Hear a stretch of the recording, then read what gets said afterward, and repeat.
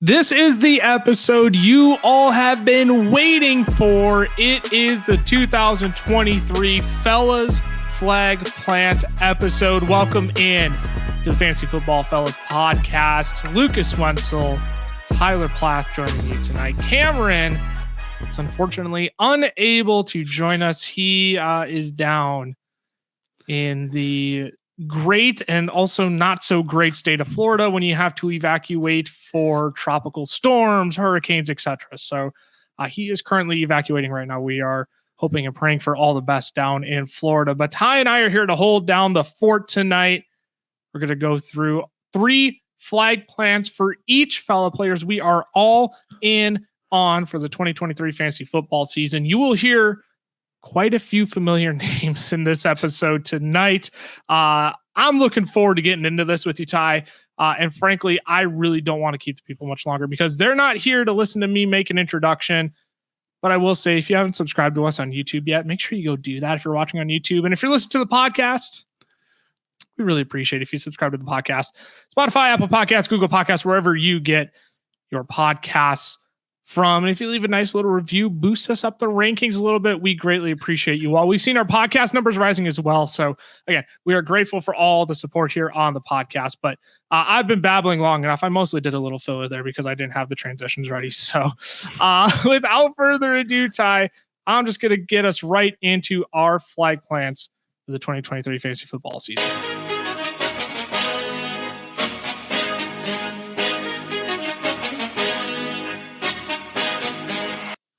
This is going to be a very, very simple round robin episode.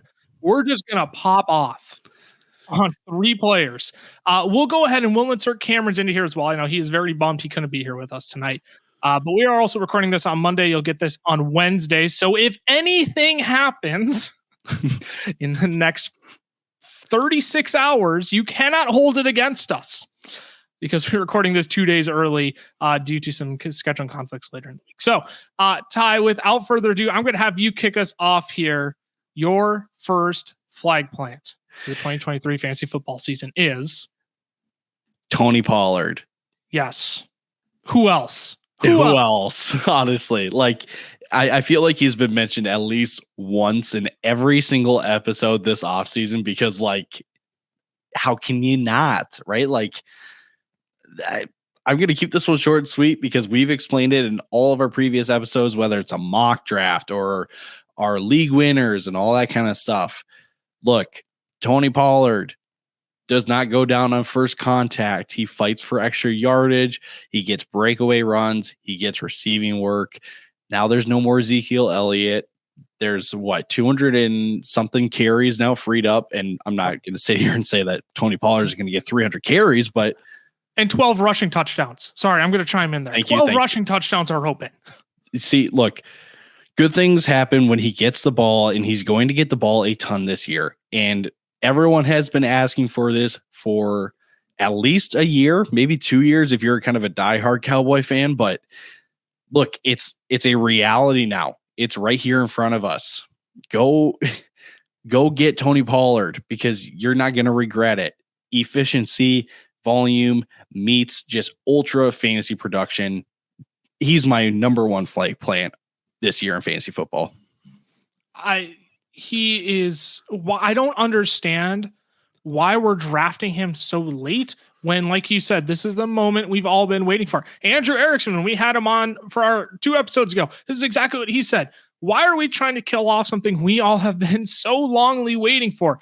5th in yards per touch, 3rd in breakaway runs, 8th in yards created per touch, 10th in fantasy points per opportunity last year, and no Ezekiel Elliott anymore. And what has Mike McCarthy been saying all offseason, Ty? We want to run the ball more. We want to run the ball more. Who's going to run the football for that offense? Tony Pollard, and Deuce Vaughn's a nice little player, but can we just be honest and potentially admit he might just be a lot of preseason hype and not a lot of regular season bite? Is that too harsh to say? It's just factual, honestly. It's just factual. I don't know why we're trying to dampen the hype on Tony Pollard. He is such an easy flag plant. I'm glad you took him. You've been on him longer than I have, but you and I have been neck and neck. You said, where do you have him at this year? I know I have him as my running back 4. He's my running back 3. So we're both ahead of ADP on him. I'd be very content taking him early second round. And if Deuce Vaughn is going to keep suppressing his value / basically preventing it from rising any further, so be it. I will gladly take him in the later rounds, in the later second round of my fantasy drafts this year. It's just such an easy flag plant this year. I don't understand why we're trying to suppress excitement around Tony Pollard. I'll keep it moving here. I'll get into my first flag plant. And this is someone who I, like you, Ty, have been in on very, very early this offseason. And I don't know what more you people need from Jahan Dotson this year. He is my first flag plant of the 2023 NFL season. There has been nonstop hype around Jahan Dotson all offseason. Like, there has been nothing but good things said about Jahan Dotson. Like, there are some people, I've seen it out there, I think it's reckless speculation that Jahan Dotson could rival Terry McLaurin for the wide receiver 1 in that offense this year, potentially even overtake. I think that's a little too spicy. I love both players. I love the talent of Jahan Dotson, but yet all these things come out and his ADP can't get above the wide receiver 37 in redraft formats. And I just can't figure that out. I read everywhere that he is a sleeper. You type in sleeper wide receivers on Google, I guarantee you in 8 out of 10 articles you read, Jahan Dotson is going to be on that list. Yet nobody is backing up their talk. Because if the talk was being backed up, Jahan Dotson would not be being drafted as the wide receiver 37 right now. But I, the Jahan Dotson truther of all offseason, have been backing up my talk since the beginning of June. I called him the best kept secret in fantasy football far before anyone else realized he was a value in drafts. And now you're reading all these mid-July, early August, mid-August articles saying Jahan Dotson's a sleeper. I told you that back in June. I have been banging the drum all off season long. The Commanders lined him up all over the formation last year. Okay. He succeeded in the slot. He won on deep routes down the sideline. He won in contested catch situations. He proved he was worth it as the 16th overall pick in the 2022 NFL draft, ahead of Treylon Burks, might I remind you. And the biggest reason people are getting cold feet when they list him as a sleeper and they get to him in the draft, and if the reason they get cold feet is because of the quarterback play, is because of Sam Howell under center as a starting quarterback, I really don't want to hear it. I really don't. Carson Wentz, he was a train wreck, an absolute train wreck. You can't also tell me you'd rather have Taylor Heineke at quarterback, who, by the way, was the quarterback for the Washington Commanders when Jahan Dotson from week 13 on led all Washington wide receivers in air yard share, targets per route run, and yards per route run. It's silly. It is just silly. Now, I know I brought up earlier that Jahan Dotson could rival Terry McLaurin. I don't actually believe that. I think he still will be the wide receiver 1 for this team. But even in that same stretch from week 13 on last year, Jahan Dotson and Terry McLaurin were neck and neck in production, right? 15.3 yards per reception for Terry McLaurin, 16.4 for Dotson. Was familiar with how they're both utilizing the offense last year, but Jahan Dotson made the most out of his receptions. Air yards, Terry McLaurin had 238, Jahan Dotson only 5 yards behind with 233, nearly identical. Yards after catch, within 2 yards, 113 to 111. Target share, within 0.7, Terry McLaurin 23.1, Jahan Dotson 23.8. And then their fantasy points per game, only within 0.8 points of each other, 15.5 for Terry McLaurin, 14.7 for Jahan Dotson, who was the wide receiver 15 in fantasy points per game from week 13 on last year.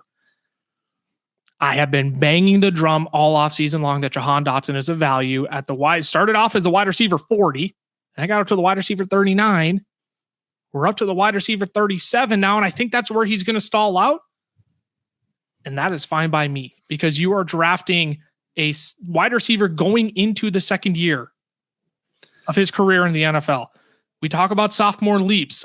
Typically we see massive leaps from guys like Jefferson Chase. And I'm not saying Jahan Dotson's going to have that, but you can't tell me he's not going to improve going into this year. Eric Bieniemy coming in, he's going to get more design touches for him.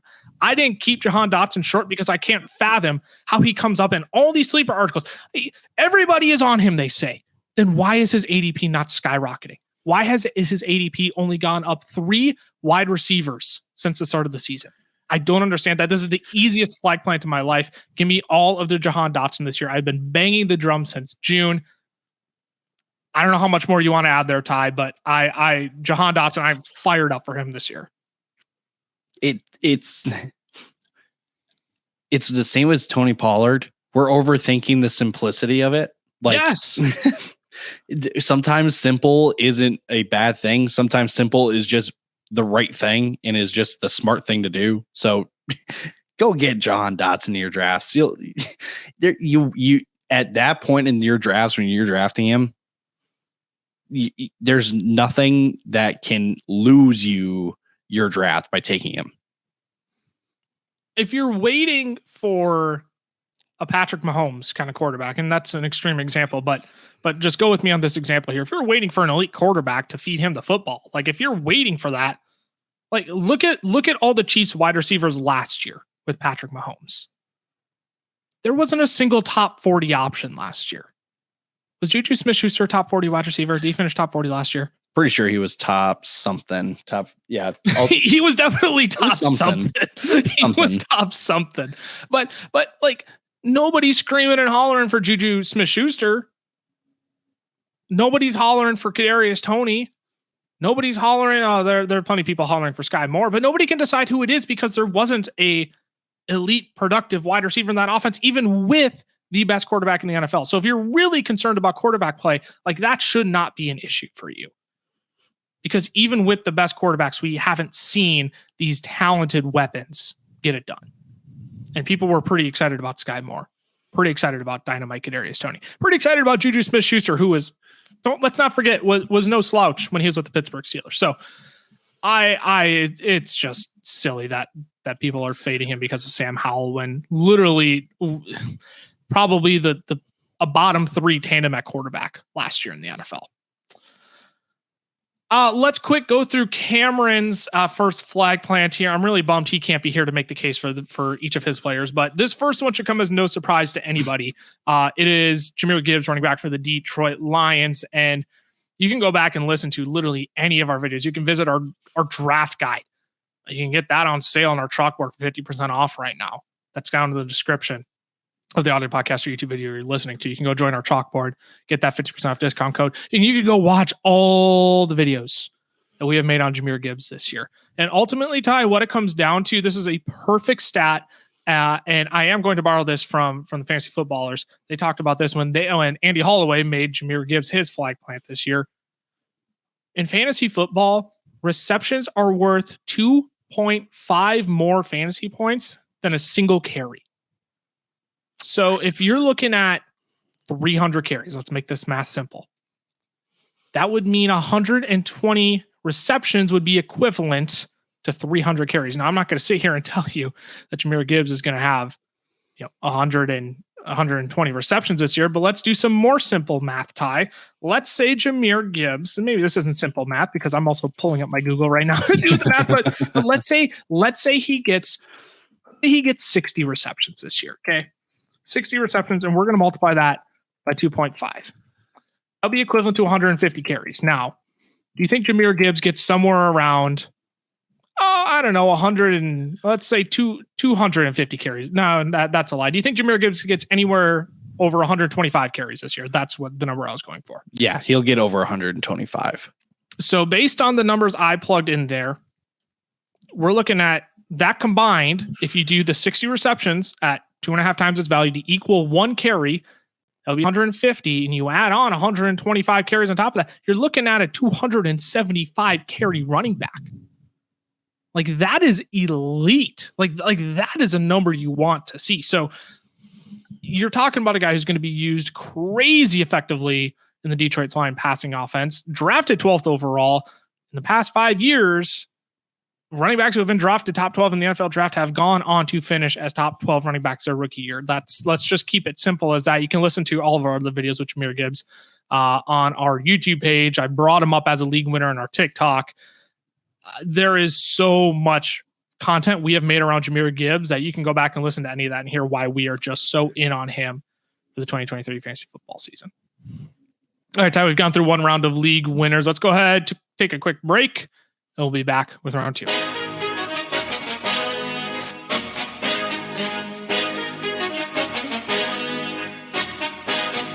Today's podcast episode is brought to you by our friends over at Underdog Fantasy. Now, we love Underdog. It is the easiest place to play best ball formats, and they even have their own form of player props called Pick'em.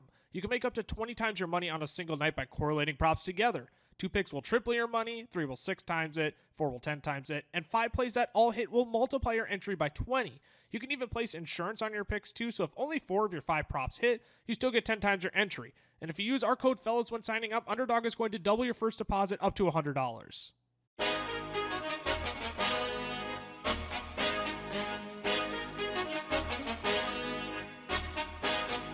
Alrighty, we are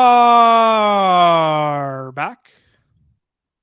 We're going to keep it going here. Round 2 of league winners. Ty, your second league winner for the 2023 fantasy football season is somebody who, once again, I am very glad you are talking about, because I think he is currently, by my rankings, the best value at the running back position right now. It's actually Jahmyr Gibbs' teammate, David Montgomery. And I hear you saying, like, crazy.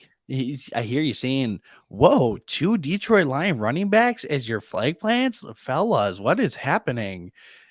And Get organized. Get organized. Right. And it's because I think both running backs can finish top 20 of all running backs this year. Yep. There have only been, I did the research a while back and I lost it, and I feel bad for not having it.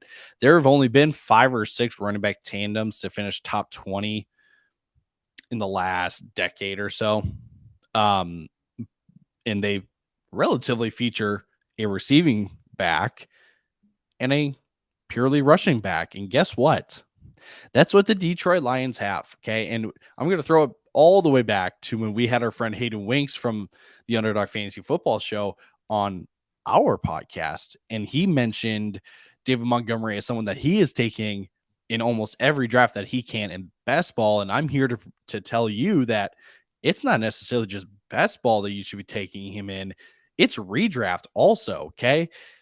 Look, David Montgomery currently goes off the board as a running back 31, which is absurd. Absurd. Because here's the matter of the fact. He is getting such a big role in this Detroit offense that the role itself kind of just, it begs him to finish above the wide receiver 31 inside the top 25. If we saw Jamal Williams, granted, he had a ton of touchdown work, but the guy had over 250 carries.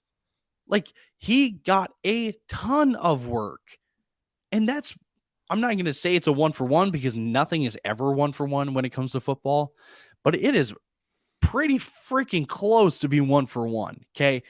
So Jamal Williams led all players with carries inside the 20 last year. That bodes really well for David Montgomery. And in fact, Jamal Williams got more snaps than DeAndre Swift last year. So if that's any kind of sign for potential usage for David Montgomery, it's pretty supportive that Montgomery outperforms where he's going. Again, because of the role that he's getting. Now, everyone's going to say, well, they spent first-round draft capital on Jahmyr Gibbs. Jahmyr Gibbs has never been a bell cow back.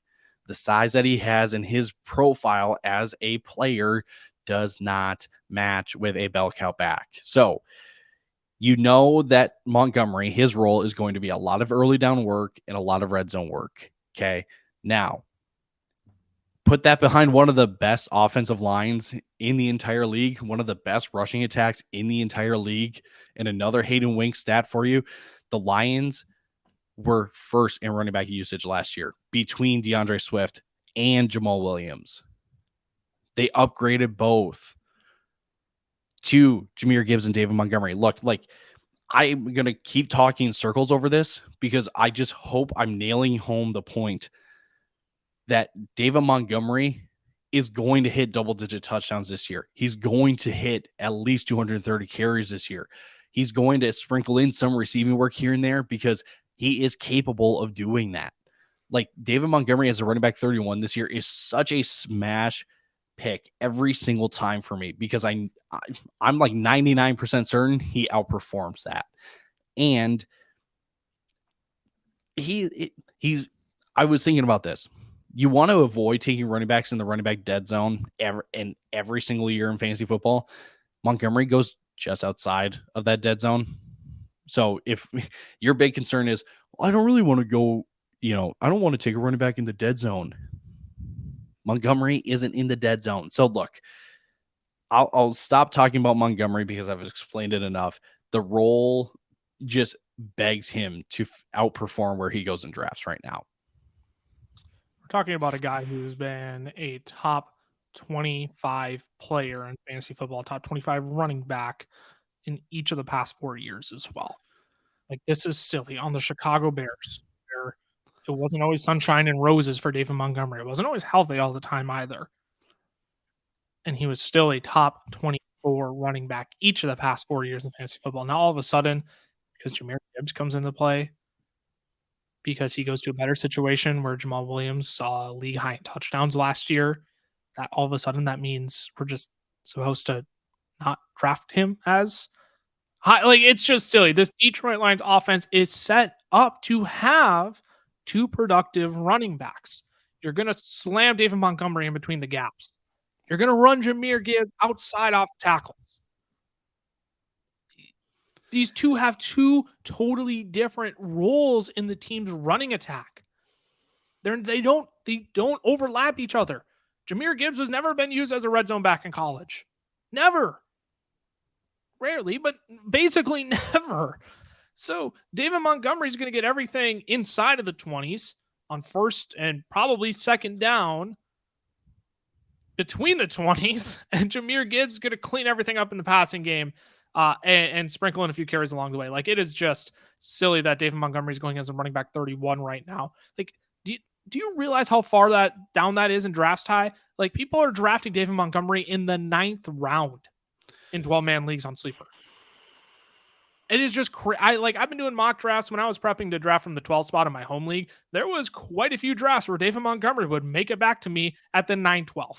I'm like, this is just stupid. It's just stupid. So yeah, no, I am 100% with you there. I love that David Montgomery is one of your flag plants this year. And is there anything you want to add on top of that? Sorry, I really sounded like you were going to chime in. No, again, there is a world where Jahmyr Gibbs and David Montgomery can both finish inside the top 20 running backs this year.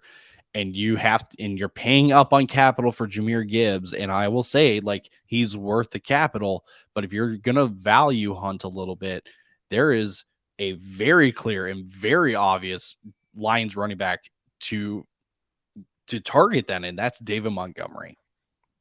Couldn't agree more. And you're even getting Jahmyr Gibbs at a discount. Because let's be real, if there was no David Montgomery, Jahmyr Gibbs would be borderline first round pick. So I think you're getting both out of value, which sounds silly, but they're both going to be great for fantasy football this year. I'm going to go ahead and make it 3 running backs in a row. And this should come as a surprise to literally nobody.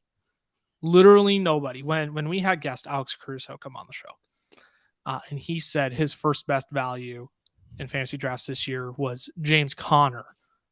If you were watching on YouTube, I absolutely started beaming because I haven't found one good argument why people are out on James Conner this year, other than fear.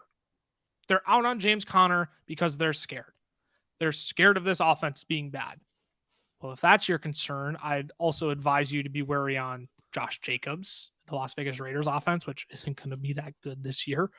Derrick Henry and the Tennessee Titans offense, which, despite adding DeAndre Hopkins, probably won't be that good this year. Dameon Pierce and the Houston Texans offense, who, if let's not kid ourselves, didn't improve that much this year. I'd also advise you to be out on those guys if that's your fear for James Conner. Now, they might be scared that he'll be horribly inefficient. Well, if that's your concern, I'd also advise you to be out on Najee Harris this year. Has an average 4 yards carry in his NFL career. I'd also advise you to be out on, Dameon Pierce again, who averaged the same amount of yards per carry as James Conner last year. People are scared of, I don't know, his injury concern. He can't stay on the field. If that's your concern, I'd also advise you to basically be wary of every running back in the NFL. I don't know what to tell you. Running back is one of the most brutal positions to play in the NFL because you're constantly getting collided by 300-pound men trying to clobber you. Like, all running backs are an injury risk, if we're being perfectly honest with ourselves. So if that's your worry for James Conner, I'd be worried about every running back you draft this year. Like, we can make these arguments. My point in saying all that is that we can make any of these arguments against quite literally almost any running back in the NFL. But the numbers for James Conner do not lie. That is the one thing that we can follow, the one narrative that we can follow that will not lie to us. His quarterback play won't be great this year. I can't refute that. I 100% hear you. I 100% understand that, but I honestly think it's getting blown out of proportion. Because let's be real, Colt McCoy wasn't that great of a backup quarterback. No disrespect. Now with Underdog Fantasy, shout out to Colt McCoy, man, doing a breakdown show with Josh Norris over there. Huge shouts to Colt McCoy. That's awesome. But Conner, without Kyler Murray the past 2 seasons, has been averaging 22.5 fantasy points per game. Do we realize that would have been good? As our friend Alex Crusoe pointed out, would have been good to be the overall running back 1 in 2022 and 2021. James Conner has been good without Kyler Murray. He was on pace for 78 targets last year, which would have been 5th in the league, only behind Leonard Fournette, Ramondre Stevenson, Christian McCaffrey, and Austin Eckler. He ran the 3rd most routes, only behind Austin Eckler and Leonard Fournette. What James Conner doesn't give you on the ground or pounding it into the end zone, because that's the other thing people are worried about, they're just not going to score a lot of touchdowns this year, he'll give it back to you in the receiving game as the second best weapon in this Cardinals offense. And as I mentioned earlier, receptions worth 2.5 times more than a single rush attempt. And that boy, James Conner, he is going to get volume this year. That will not be a concern. He was 10th in rush share last year for our friends over at Fantasy Life.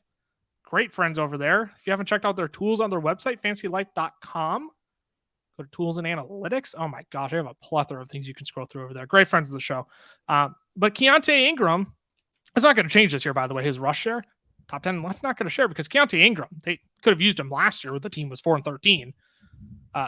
He was a 6th-round pick and they refused to use him. Corey Clement, Ty, you know when he was drafted? 7th round? He was an undrafted free agent. Oh yeah. So the competition is certainly not a concern for James Conner. So this man's going to get volume both in the rushing and the receiving game. And it's not, listen to me here, it is not going to be sexy. It's not going to be good at all whatsoever. I make zero promises to you that watching James Conner play football this year is going to be fun. Because it's not. It is not going to be fun to watch the Arizona Cardinals this year. But we are just being flat out silly. Drafting a top 20 running back, despite all the games he's missed, a top 20 running back each of the past 2 seasons, and a top 10 running back in fantasy points per game the last 2 seasons as the running back 25 in drafts right now. We're just being absolutely silly. James Conner, him and Jahan Dotson were like the 2 plainly obvious flag plans for me this year. And I will gladly go ahead and step into the flames with him again in 2023. Not much else to say. I mean, I keep going back to this point. Drew Petzing, the new offensive coordinator for the Arizona Cardinals, his background is with the Minnesota Vikings and with the Cleveland Browns. And guess who were the main running backs during those times? Dalvin Cook and Nick Chubb, who just got fed the ball all the time. That's the philosophy that's the offensive philosophy that we're going to see from Arizona this year. It is going to be, I don't think they're going to be scared to run the football this year. I really don't. I don't think they're going to be scared to run the football at all whatsoever. Frankly, could this honestly be since everybody's so in love with Dameon Pierce from last year, could this honestly be a Dameon Pierce? His efficiency was awful. He wasn't fun to watch run the football. But you know what? James Conner's going to get mixed in the receiving game too. He's going to give even more fantasy points there. I mean, why draft Dameon Pierce when you can just have James Conner? Serious. Why draft Dameon Pierce when you can draft James Conner? What is the difference between those two? Like, I'm actually partially serious. other than the Cardinals will probably be worse than the Texans this year, but like, what is the difference? Neither Arizona has a better wide receiver one, sure. Probably better quarterback play. More competition for Dameon Pierce than James Conner. And James Conner has been top 10 in fantasy points per game when Dameon Pierce has it. Why draft Dameon Pierce when you can draft James Conner instead?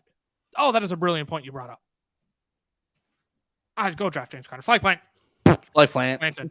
That was probably a really annoying sound of yours. I apologize. We need that as a sound bit for the podcast. Flag plant. It's just not even a flag plant. It's just a disappointing. I tried to stick the flag into the ground and it just didn't work. Let's get on to Cameron's second flag plant. And this was someone. I do at the end want to run through our short list of players who we also consider for flag plants. I didn't quite make the cut. And this player wasn't my short list, and so I'm glad Cameron put him in his flag plants. And it is Keenan Allen, wide receiver for the Los Angeles Chargers. And I think you and I have both seen the main argument why people don't want to draft Keenan Allen, right? He's made of glass. He's too old. He's made of glass. He's on the injury report all the time. I mean, look, last year was the first year since 2016 Keenan Allen has missed more than 2 games in a season. Pretty good streak there. And in those seasons, I brought this up in our league winners episode as well when I talked about Keenan Allen. Talking about a guy who finished no worse than the wide receiver 16 in that stretch. And he finished top 12 more times than he finished outside of the top 12 in those 5 years. It's just silly. Kellen Moore is now the offensive coordinator. Keenan Allen has been the focal point of this offense. That's been reported heavily by beat reporters out of LA. Keenan Allen is the focal point.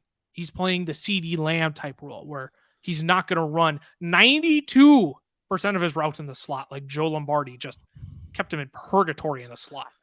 They're going to move Keenan Allen all around the formation. And before you're like, oh, Keenan Allen can't win outside. Sure he can.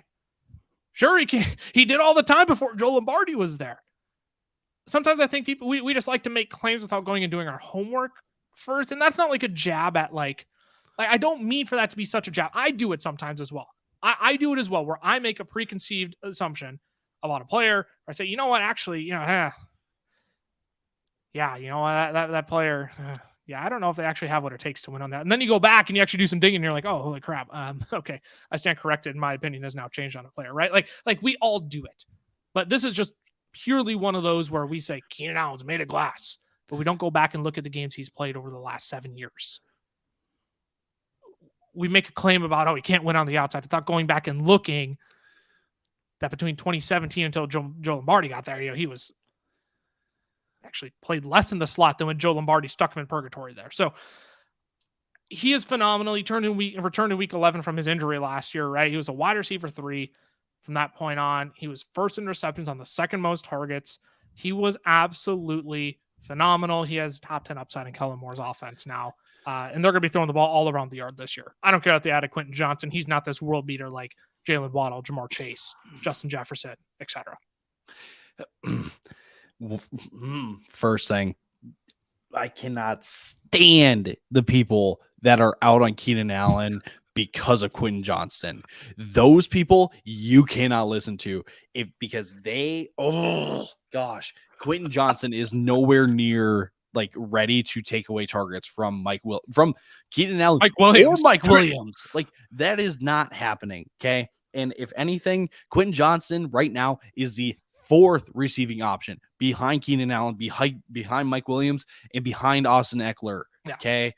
That's the first point. The second point is, even if Keenan Allen gets stuck in the slot, it's not the worst thing in the world because guess what?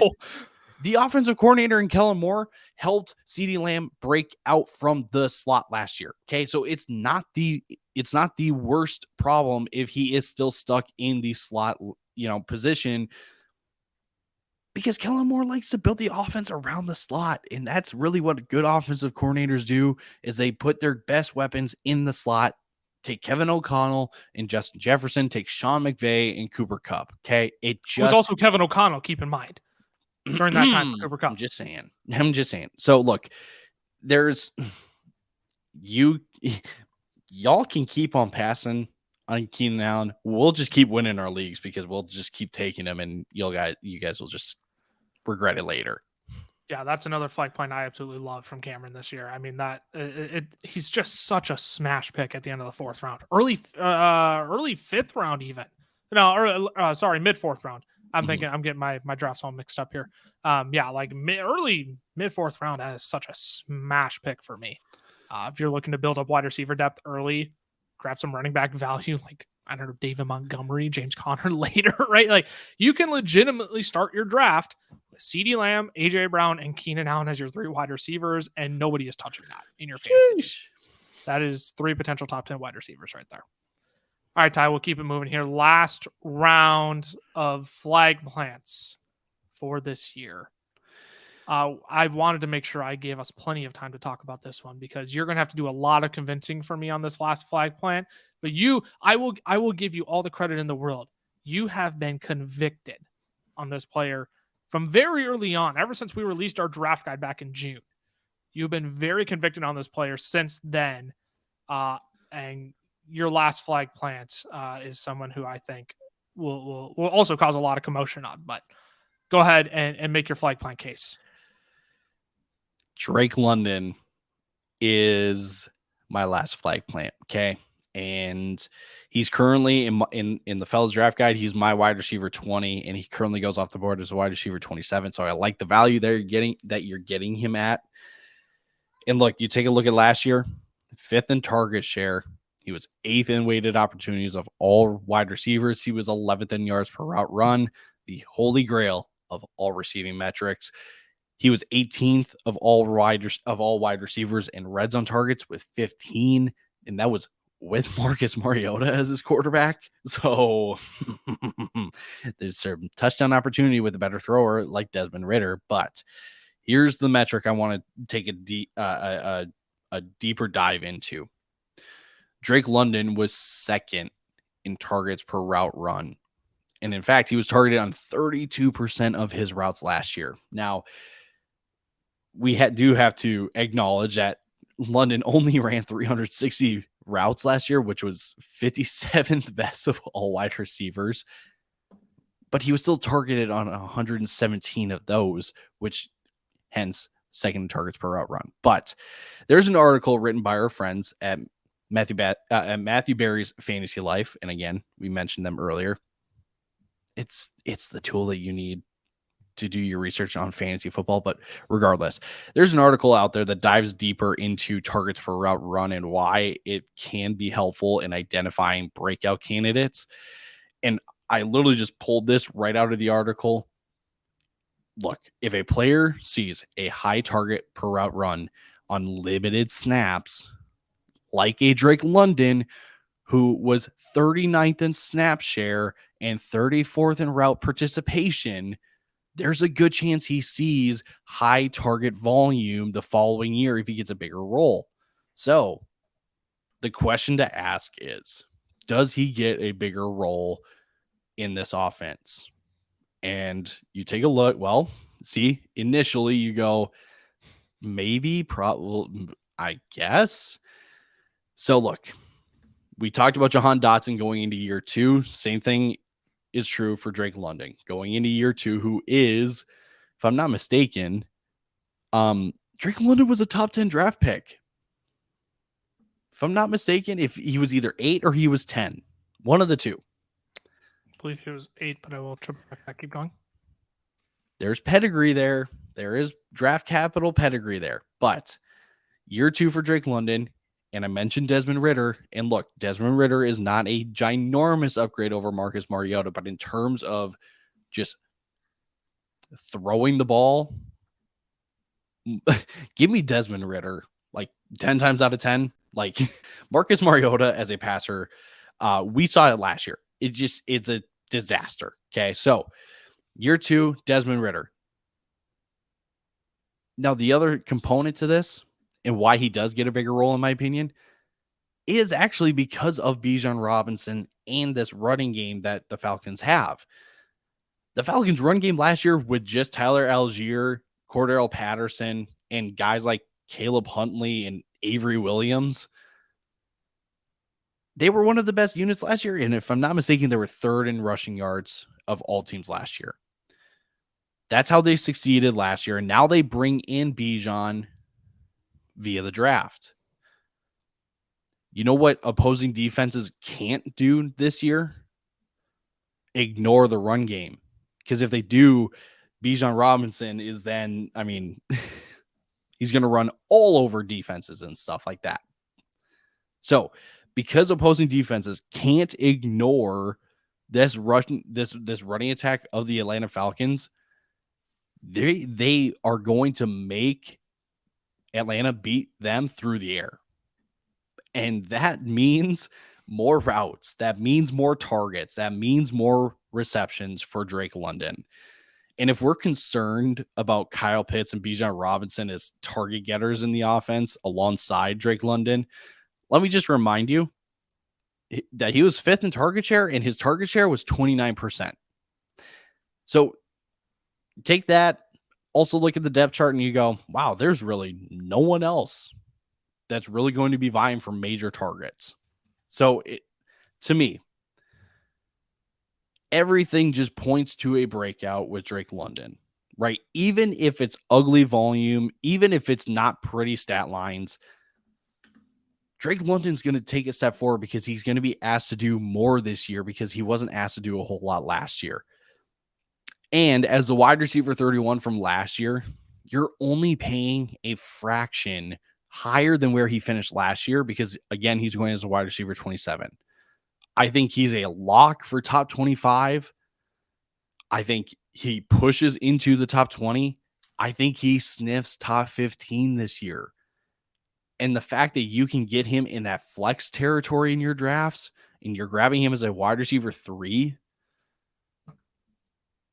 if everything pays off, you're then looking at 3 wide receivers who then finish inside the top 20, and you got an insane discount on a guy like Drake London. So look, I understand this Falcons offense may not be the most ideal for a wide receiver like Drake London, but there's still a way for Drake London to break out, to get volume. I think that happens this year. Here's my massive concern on Drake London. Because I again, you know how much I'm a numbers guy, and you chose the right strategy to try and convince me on Drake London of going the pure analytical route, right? Because I believe I cannot refute numbers. You show me the number. What am I supposed to do? Tell you the number is put in wrong, right? Like these are cold hard stats that we have calculated that have been calculated for us to literally use to analyze players like Drake London. The one thing that I noticed wasn't included was the Falcons' pass attempts per game last year. They only threw the ball 24.5 times per game last year. Now, that was not even historically low, but I believe that was the second lowest only to the Chicago Bears, who threw the ball 22 times per game last year. So I like keeping in mind, let's say they do up their passing attempts, let's say to 28 times per game. Let's say they throw the ball 3.5 times more per game. Get a little more balance of an attack. I mean, for Drake London to have a 28% target share, that's still only 133 targets. And if we're looking at guys who have those target shares in the 28% range, like Drake London was the only one last year that had a target share in that range and didn't have at least 145 targets. And those guys who did have 145 targets are all top 12 wide receivers. So my concern with Drake London isn't necessarily competence of quarterback play. It's not necessarily his talent. It's not necessarily all the encouraging, lovey metrics that I love to look. Because you're right. I love looking at that yards per route run and seeing he was top 12 in the league as a rookie. I absolutely love that because that shows me that he's going to be a playmaker for this team, right? They trust this dude to be a playmaker. That being said, I actually don't know if Arthur Smith trusts him to be a playmaker because they're not feeding him the ball. Arthur Smith has an uncontrollable, unapologetic love for just shoving the running back the football and not saying sorry for it. Ask for forgiveness later, basically, is Arthur Smith's mentality with wide receivers. So my concern is when you spend that kind of draft capital that you did on a Bijan Robinson this year, what incentive is there for you to go feed Drake London now, to go feed Kyle Pitts now? What incentive is there for you to do that when you drafted the best running back prospect we've seen since Saquon Barkley? What incentive is there for Arthur Smith to do that? That's my concern on Drake London. And now, admittedly, I probably have him too low in targets this year. I have him seeing right around the same amount of targets as he did last year. So I can probably, admittedly, bring that up a little bit, assuming the Falcons pass more per game. And let's be honest, Desmond Ridder probably isn't going to target the likes of Mac Hollins or is Olamide Zaccheaus still around? God, nope, he's over in Philly. Oh, rip in peace, Olamide Zaccheaus. At any rate, let's be honest, Desmond Ridder is going to look to Kyle Pitts, Drake London, and Bijan Robinson. So I could probably bring those targets up a bit. I'm just concerned that even with 27 pass attempts per game, Drake London on a 28% target share is still only going to get 133 targets this year, and that concerns me. So I then think too, well, you think back to Arthur Smith's time in Tennessee. AJ Brown was a big piece of that offense. And I'm not going to sit here and say that Drake London and AJ Brown are the same kinds of players and stuff. But there is a world, because it's happened before, where a receiver in an Arthur Smith offense takes a step, has a ton of production and all that kind of stuff. Now, admittedly, the chips do have to fall in the right place, because again, this is very contingent on Drake London getting a bigger role. And the other point that you brought up was, do they throw the ball enough, or, do they throw the ball more times, or more times? How am I trying to say this? The Falcons will need to throw the ball more. Yes. I have to say that, because not just from a historical perspective of only throwing the ball 415 times, which is the second lowest last year. It's because I'm expecting defenses to try to shut down this run game of the Falcons, because it was a clear signal by taking Bijan first round draft capital, top 10 draft capital, that they want to continue running the ball. And I know that Arthur Smith has shown in Tennessee that he can be kind of stubborn a little bit and go, well, even if a defense is going to try to stop us running the ball, we're going to keep running the ball, right? Because you got a Derrick Henry in the backfield, and now you got a Bijan Robinson. But again, my point is that they will be throwing the ball more. And even if it is just a 117 to 135 jump, something like that, that's still 18 more opportunities for a guy like Drake London to haul in a deep ball, to bring in some of those red zone targets for touchdowns. So there is upside, there is second year leaps, and there are some way more secure, way more likely leaps. Garrett Wilsons and your Chris Olaves. I think Jahan Dotson and Drake London are in the same tier of sophomore wide receivers when it comes to leaps. And sure, maybe the price that you're paying for Drake London is a little too rich compared to a Jahan Dotson. I get that. But I personally am okay with where he goes in drafts. That's why he's one of my Flagplants, because I don't see an issue with those kind of things. But I understand if it's not for everybody, because like I said, this Falcons offense can break some serious trust if this doesn't go right. And that is the one analytical argument I rarely fault, is betting on talent. Because if a player is good, more times than not, they're going to find a way to be good in your fantasy football lineups as well. We saw with Jamar Chase. He drops so many passes in preseason. He's having trouble seeing the ball. Well, I'm just going to bet on talent. Screw all the rumors, all the analytical arguments you can give me. Like, I'll just go bet on talent, and that worked out. Same with Jackson Smith and Jigba this year. I think a lot of people are thinking, oh, man, a lot of mouths to feed in Seattle. Tyler Lockett. Yeah, he's still got one more good year in him. I don't know, but maybe you should just bet on Jackson Smith and Jigba because of talent. So I can't fault you for betting on Drake London because of talent, because of the encouraging metrics. Like, I don't fault anybody for being back in on Kyle Pitts either. Like, I don't fault you for betting on talent.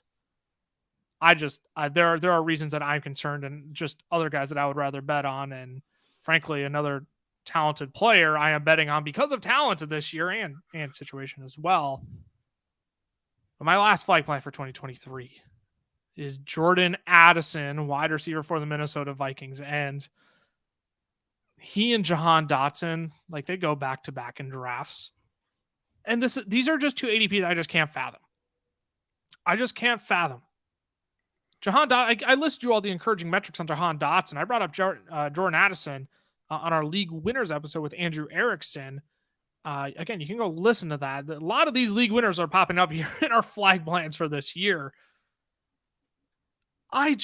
Jordan Addison is in just such the perfect situation. Now, I understand the Vikings have TJ Hawkinson around. They're negotiating a contract with him to keep him around. I get it. I get he's around.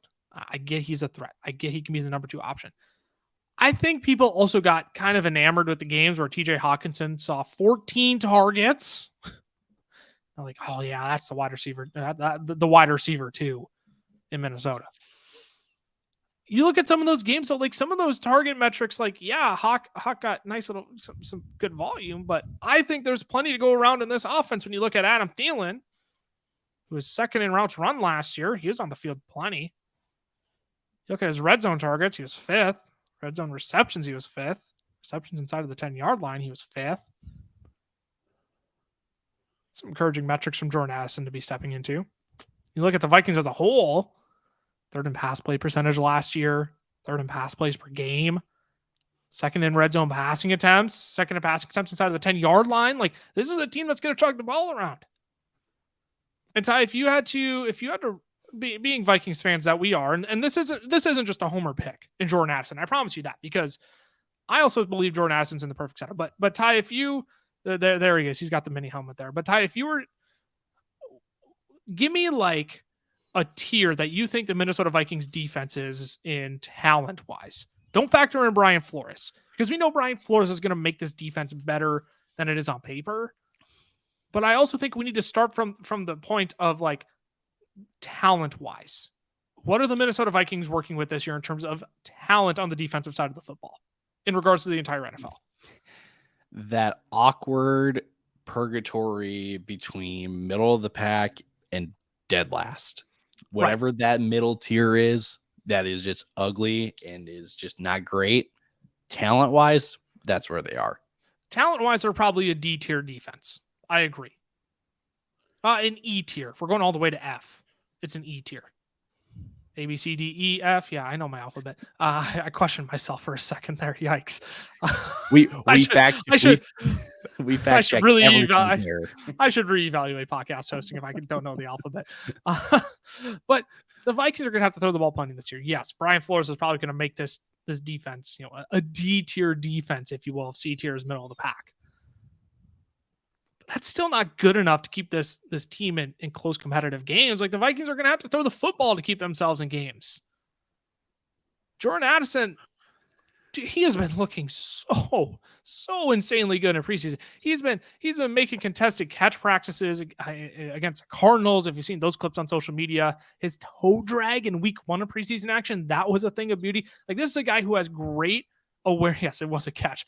This guy has great awareness on the football field. He has great footwork. He has exceptional route running ability.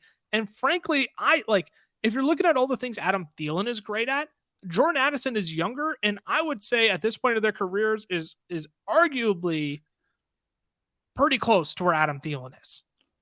Is that a bold statement? That's probably a bold statement. Well, if you're saying that Addison's ability and Thielen's ability currently are about the same, I would agree, because I think a lot of people just think back to like prime Thielen and they're like, yes. Whoa, what is that? And you're like, Addison can exceed that ceiling of Thielen, but right now, just Addison coming in as a rookie and Thielen on his way out, they are relatively the same. Right, that's 100% what I'm getting at. And if Kevin O'Connell's going to let Kirk throw it all over the yard, we've seen Kirk Cousins support a top 15 wide receiver, per our friend Alex Caruso, in 60% of his seasons with the Minnesota Vikings. In 3 out of 5 years, Kirk Cousins has supported 2 top 15 wide receivers. And yes, rookie wide receivers start slow. But you look at Garrett Wilson's numbers towards the second half of the season. That dude was something else. And I'm not calling Jordan Addison Garrett Wilson. But that dude, Jordan Addison, he is talented. He is quick. Kevin O'Connell is going to find the way to get the ball into his hands. And you're looking at the price tag. Wide receiver 38 on Sleeper. 37, on Sleeper. Jahan Dotson 38. Jordan Addison 37. These are just 2 guys who have such immense upside, and I really think you're drafting them at their floors, especially Adam Thielen last year. He was putrid last year. Let's not kid ourselves. He was pretty bad last year. He finished as a wide receiver 30 last year. So what are we doing drafting Jordan Addison, who's the younger, talented, more athletic player, who they just spent first-round draft capital on? What are we doing drafting him after Adam Thielen's finished last year? This is a guy who I am 1,000% confident is going to beat out his ADP at the wide receiver 37 this year. And I pushed a lot of my chips on him now as well. Like I'm sure as we look at our best ball exposure on Underdog, I'm sure Jordan Addison has been absolutely rising up my exposure ranks on Underdog. So I'm in love with Jordan Addison, man. I just cannot get enough of him in drafts right now, and he is again one of the easier flag plans for me in 2023. He admittedly was one I didn't. He was my last one that I put in. I'm going to be transparent with the people. He was easy for me to put in, but he was also like on my short list of other players who I thought would be easy to put in here. And I was mostly hesitant on Addison because I really didn't start coming up on Addison until probably about mid-July. So I was a little bit later, and I got burned on that last year with our good friend Allen Robinson. When all the hype started coming out on him, and I'm like, oh, you know what, man? You know what? He's been looking really good at camp. There's all this great coach speak on him. But I think Jordan Addison is different. I think he's going to be very different than an Allen Robinson in the Minnesota Vikings offense. So I'm willing to go in on Jordan Addison this year as a rookie wide receiver. I think he figures it out relatively quickly, just given the flashes that we've already seen in preseason. I just think about it like this: if you're taking Jefferson, where he projects to finish, right? If you're taking TJ Hawkinson, where he pretty much performed to last year as a tight end 3, why are we taking Jordan Addison behind where Thielen went? And again, it's not a 1-for-1, but it's not. Addison going behind where Thielen finished, and KJ Osborne. Let's not forget about him. He's going in like the 60s, is he not? Yeah, he's like wide receiver 62, I believe. Yeah. And what if I told you the Vikings were when I say top 5 passing offense, I'm not talking about efficiency. I'm just saying overall attempts. Yeah, right. They're third, top 3. Guess what? This offense is designed and built to give volume to every single one of those guys I mentioned. Sure, it maybe I've been asking myself this question all off season long. Is Jordan Addison a flag plant? Is he a league winner? Is he someone that I can buy low on at some point in the season? And honestly, the answer is yes to all of those, by the way. And the answer is yes to all of those. And that's why I come back to the point of I should just draft him, because I can't get the answer is yes, but I can't walk away by saying it's definitely this one over the other 2, right? So, I mean, this offense, just stop sleeping on our Vikings in fantasy football. They're really good in fantasy football. Just stop sleeping on them, okay? Okay. Let's get to Cameron's last flag plan here to close out the episode. It is another wide receiver. He went with Diontae Johnson. And he, admittedly, I think he is, you and I are both kind of in the same boat here. I like Diontae Johnson, kind of. I also like George Pickens. I love George Pickens. I know, you love George Pickens. Here's the thing about Diontae Johnson, though, right? Let me just read off a few metrics, right? 147 targets last year. That was 6th most in the league. 27% target share. That was 13th. You look at his routes run, 560. That was 9th. 6th in route participation. Looking at red zone targets, he was 10th in red zone targets last year. 2nd in unrealized air yards with 875. I mean, there's a lot to like here about Diontae Johnson, but you also look at here's the thing that baffles me about Diontae Johnson. Catchable target rate, 85%. That was 13th best. You don't know what his true catch rate was though last year, Ty? What was that? 69%. Nice. Nice. But that was 100th in the league. So this guy's getting catchable targets, but he can't hold on to the football. You look at his drops as well. Where are the drop numbers? There they are. 9 drops last year. That was second most in the league. So on the one hand, I don't think Diontae Johnson scores 0 touchdowns again this year. I think that is highly unlikely. Now, that being said, I think George Pickens starts to emerge a bit more this year as well. So I get Cameron. This is a guy Cameron has started coming up on. I think he's again, I think back to Allen Robinson last year. Like, I don't think Diontae Johnson is going to flop as hard as Allen Robinson did, but this is again, like, I didn't hear Cameron start talking about Diontae Johnson until like middle of July, which is when I really started talking about Allen Robinson last year. And that burned me. Cameron has his reason for being in on Diontae Johnson. And I think there is room for upside there. And the Steelers offense has actually looked sneaky good in preseason under Kenny Pickett.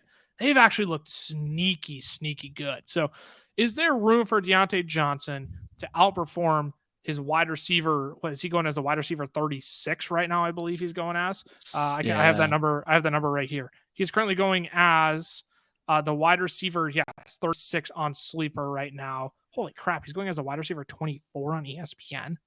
That's insane. Oof. That's too high. George Pickens, his teammate on Sleeper, goes as a wide receiver 33. So, like, I think, is there room? Like, can they both finish as top 30 wide receivers this year? Yes or no? That's the question I'll ask you, because I think that's what it would take for. I would have to be screaming confident that they will both be top. Well, that Diontae Johnson could be a top 24 wide receiver this year. Cameron would tell you yes. I just don't know if that's possible with Kenny Pickett under center. And that's no knock on Kenny Pickett. This offenses look great. Yeah, well, and I think maybe the best way to answer that is by playing a little name game, right? And sure.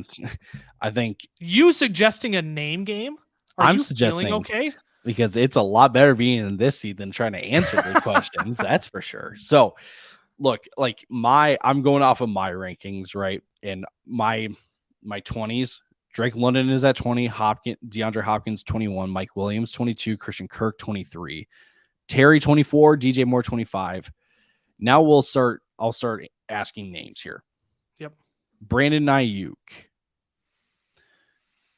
Now I should ask it like this. Yes, I should ask it like this. Do you see a world where Ayuk, Pickens, and Diontae all finish within the top 30? Yes, I do. I think Tyler Lockett. Yes, there's totally a world. I think Tyler Lockett could outscore both of them. Part of it is like, I don't know where Diontae Johnson's ceiling is. That's why I don't want to bet on him this year. I don't know where his ceiling is. Like Brandon Ayuk, I know what his ceiling is. His ceiling is a top 15 wide receiver, because that's where he finished last year. Now, I think... Keep going. Sorry. I think here is our answer here, because in my rankings, I've got 2 guys that I'm fairly certain Cam is like all the way out on this year, in Christian Watson and Michael Pittman. I've got those 2 at 29 and 30. And I think Cam would argue, and I have a feeling you would argue this as well, that Pickens and Diontae will both finish above those guys. Not ahead of... I have Christian Watson as a top 24 wide receiver. He's my wide receiver 22 currently. Oh. I'm in on Christian Watson. Oh. I'm back in, baby. Let's go. I'm back in. But Michael Pittman, I would agree. Yes, Diontae. I would think Diontae and George Pickens both finish ahead of Michael Pittman. So and that's not a knock on Michael Pittman. I have Pittman statted out for 140 targets this year. I do too. But his catch rate is just so stupidly low, because I don't think Anthony Richardson's going to complete more than 60% of his passes this year. That's why. Yeah. So again, I think from Cam's perspective, just knowing that he's not in a Christian Watson, he's not in a Michael Pittman, those are 2 guys that are right away, like 2 guys that he will have Diontae Johnson finishing ahead of. And based on my rankings, that would then put Diontae and Pickens inside the top 30. So it's not like, all that to say, like, it's not totally unreasonable to think that both Diontae and Pickens can finish top 30.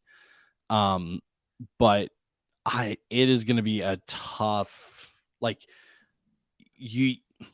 you're getting a floor every single week with Diontae Johnson. You're not getting a ton of upside. You're getting upside with Pickens, but you're not really getting a floor with Pickens. So it's kind of like a pick your poison kind of thing.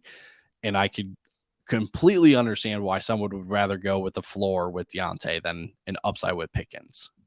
I think that's the argument Cam would make, is that the upside is actually all the touchdowns that he could score this year. Right. Which I understand. So like there is totally a world where Diontae Johnson finishes as a top 24 wide receiver this year and you and I can eat crow, right? Like that's 100% a possibility. There's just so many other guys going in that range who I think have more upside than Diontae Johnson that I would just rather take them. And frankly, at this point in most of my drafts, I've already taken 3 wide receivers and I'm looking to build out running back at this point with how late running backs are going this year. So that's just my strategy, but there's definitely been worlds where I've looked at Diontae Johnson in a couple drafts. In the words of Cam, there's a better chance than 0 that Diontae Johnson finishes with more than 0 touchdowns. I would 100% agree with that. Let's wrap it up here, Ty. We've gone over an hour. We spent a lot of time in those last 3 flag plans, but I think it was necessary too. Thanks so much for tuning into this episode of the Fantasy Football Fellas podcast. I know I wanted to run through a few honorable mentions, but if you're curious about those, you can ask us in the comments. We'll go ahead and reply to your comment down there. But thanks for tuning in. Again, if you're not subscribed on YouTube already, make sure you do that. Turn on those notifications so you know when new episodes are coming out daily. Now that the NFL season is underway, like we're seriously every day. We're going to have waivers on Monday. We're going to have takeaways on Tuesday. We're going to have buy low, sell high on Wednesday. We're going to have a week preview on Thursday. We're going to have player projections for the week, start sits on Friday. We're going to go live on Sunday. It's literally every single day we are bringing you content. We're even going to bring you some pick'ems over on Underdog Fantasy as well. Promo code FELLAS. If you want our draft guide for free, if your league hasn't drafted yet, you can use promo code FELLAS and make a deposit there. You get our draft guide for free. We'll give you some pick'ems from Underdog as well throughout the season. But if you're listening to the podcast, thanks again. Make sure to subscribe to the podcast. Leave a nice little review for us. We so greatly appreciate it. We started cracking into so some of the, I forget what it's called. It's not the billboard for podcasts, but it's similar to the billboard for podcasts. We're cracking into that range, but hey, if you would share this with a friend as well, if you enjoyed listening to the pod, we would greatly appreciate that. We're grateful for all your support along the way. Ty, anything you want to add before we check out here? Just draft the guys that we told you to in this episode because you'll thank us later. Nothing can possibly go wrong. Nothing, absolutely nothing. It's foolproof. Nothing. Thanks for tuning into this episode of the Fantasy Football Fellas podcast. We will be back next week. No episode early next week because of Labor Day, but we will be back on Thursday for a week 1 preview. Football is almost here, folks. We are excited. We hope you are too. We'll see you next week. Deuces.